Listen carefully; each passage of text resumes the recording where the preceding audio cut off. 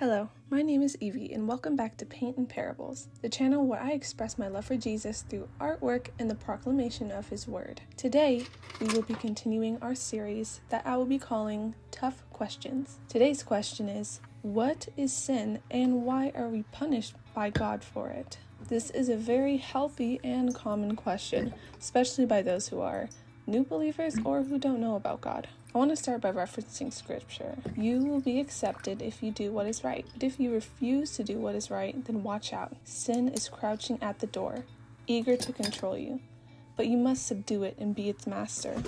That's Genesis chapter 4, verse 7. This is one of the first words spoken by God, all the way in the beginning of the Bible. To give more context, God said this directly to Cain after Cain became angry at God because he blessed his brother Abel's offering and not his. That was because Cain's offering was insincere and made of scraps, whereas Abel gave God the very best of what he had. This is a perfect example of what sin is. Sin is the indulgence in thoughts or actions, either by yourself or others, which distance you from God, because they go against His nature and the nature in which He made us to be. And you might be asking, why is that bad? Well, sin is bad because number one, it puts distance between you and your Creator, who is also the source of all life. And number two, it's something that brings harm to yourself and to others, which causes pain and suffering. And some may reference random verses in Leviticus or Deuteronomy as to say God is bad because the Old Testament said eating shellfish is a sin. And this is where biblical literacy is so important. We can't read verses of the Bible out of context and without taking into account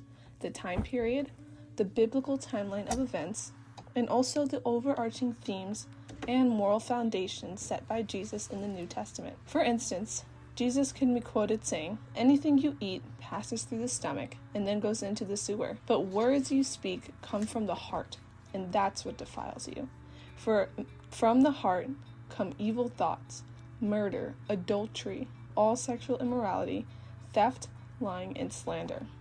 That's Matthew chapter 15, verse 17 through 19. The Bible isn't meant to be read in random lines out of order. We need to understand the Bible from the perspective of the life of Jesus and His teachings. Otherwise, we take things out of context and use it as a license to be judgmental and biblically illiterate. The words Jesus spoke are moral laws, as in things you need to obey and understand for the sake of your salvation.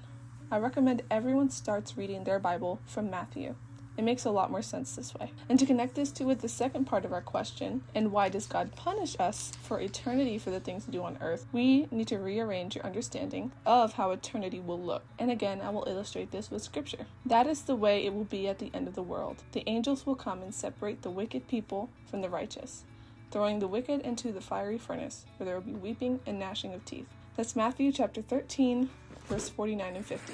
What we need to understand here is we get to pick how we spend eternity. If we choose to love God and love doing goodness, kindness, gentleness, patience, self-control, and things of this nature, that choice of ours will follow us after death. But if we choose to hate God and everything He stands for and choose to love sin, that is, the deeds that are harmful to yourself and others, then in doing that, we are choosing to follow Satan. Because all temptation comes from him, not God. Think of it as bait. When we take the sin bait that the devil puts in our life, those who have no clue about God or Jesus or the devil or any of this aren't going to be judged the same as those who know Jesus or even claim to be Christian and yet commit terrible sins. So God knows the difference between the heart of someone who commits a sin and didn't know it was wrong because they never read the Bible or heard anything about Him, and someone who claims to be a quote-unquote real believer and commits atrocities against others knowing that it's wrong. He even says that people like that who mislead others with the mask of fake Christianity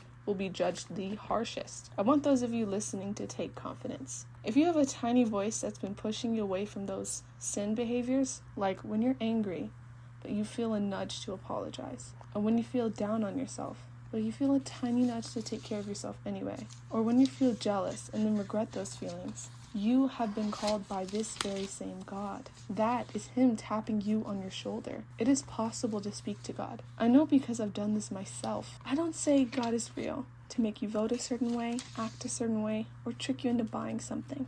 I say God is real because I've communicated with him myself and witnessed him perform real miracles. If that interests you, please ask me questions. I'm leaving my Instagram in the description. If this hit somewhere in your heart, or even just sparked some questions about my faith for you, let me know by tapping the like button. As always, I encourage you to ask any honest question in the comments, and I will choose one to answer in one of my next videos. Thank you so much for listening to me talk this long. Please subscribe to hear more, and have an amazing rest of your day. Thank you.